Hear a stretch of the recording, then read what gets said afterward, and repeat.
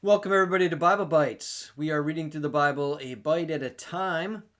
We left off in our last video with Jesus feeding the 5,000. We know it was more than 5,000. Only the men were numbered in that, but there were also children and women there. But we are picking up after that now here in verse 22.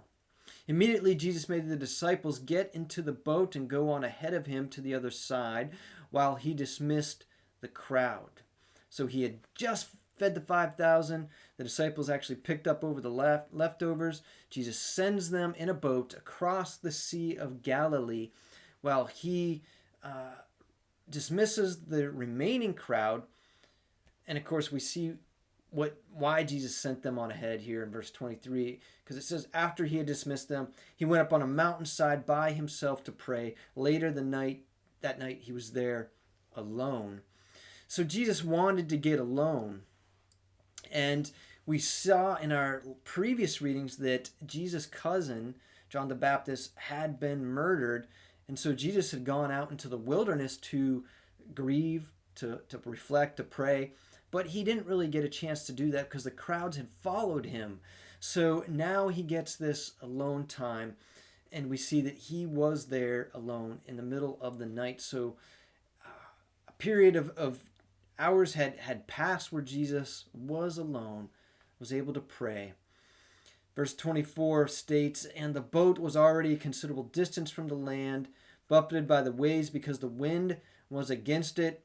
This was not an easy trip for the disciples. The wind was against them, probably blowing them in directions they didn't necessarily want to go. Now, it's my understanding that it only takes 3 hours approximately to get from one side of the Sea of Galilee to the other.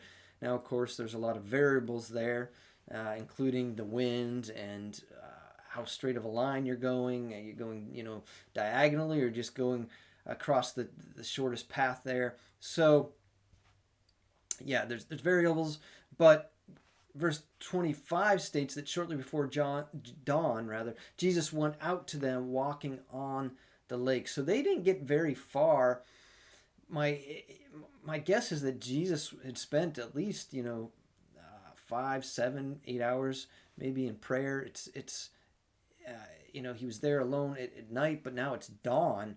So again, some time had passed here, a handful of hours, and the disciples may have not really been trying to go fast across the lake. Perhaps they'd even set anchor at different spots. They figured maybe Jesus was going to come to them on a boat, catch up with them. We don't know exactly, but here Jesus does come out to them at dawn.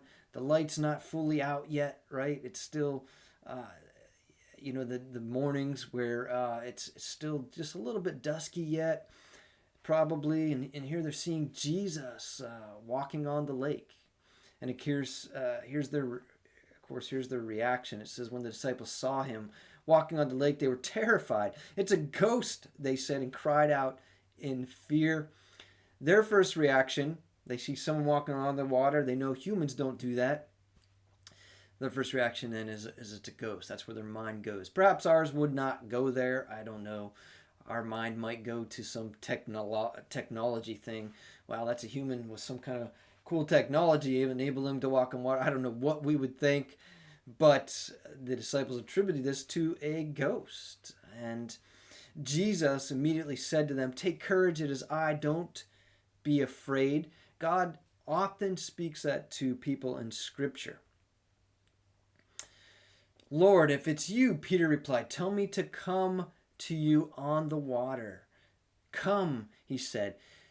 Peter, we know, excuse me, is a very zealous guy, enthusiastic, sometimes acts probably before he thinks. That may be the case here, but he sees Jesus and his enthusiasm for Jesus gets out of the boat. It says, then Peter got down out of the boat, walked on the water, and he comes toward Jesus. He came toward Jesus. But when he saw the wind, he saw circumstances around him.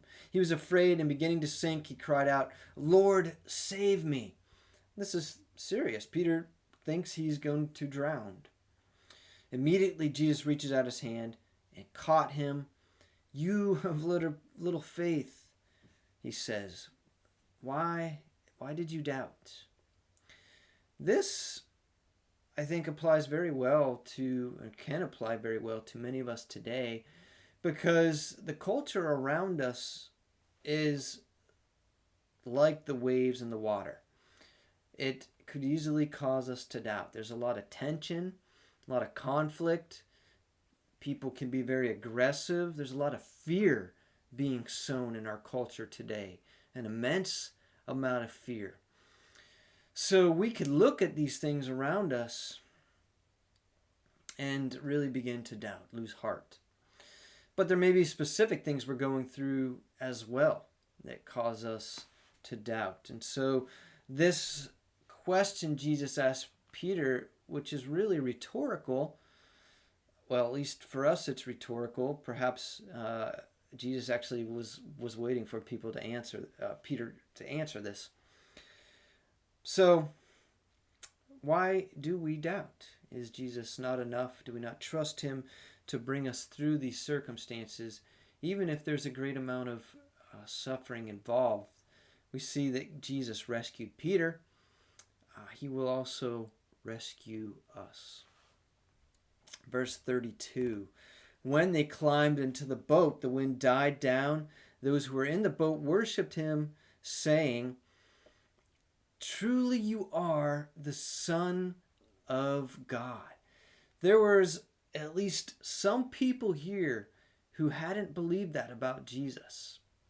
But yet this miracle convinced them that Jesus was who he said he was. That Jesus was indeed establishing God's reign, God's kingdom. That he was the Messiah, the one who would come to bring salvation to Israel, but also to the Gentiles. So they worshipped Jesus.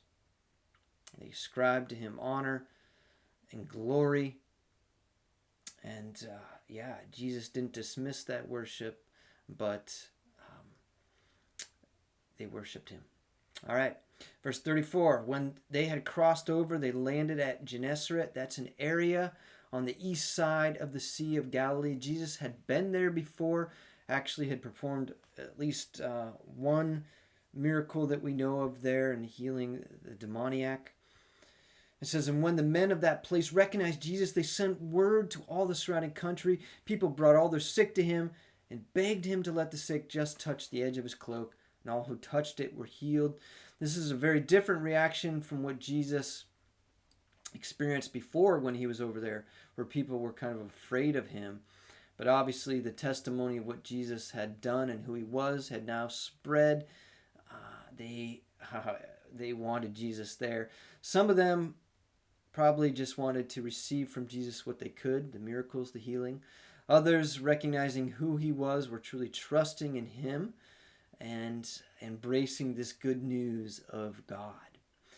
Well, it was great reading with you today. Looks like in our next video we're going to pick up in verse 15. So until then, be blessed.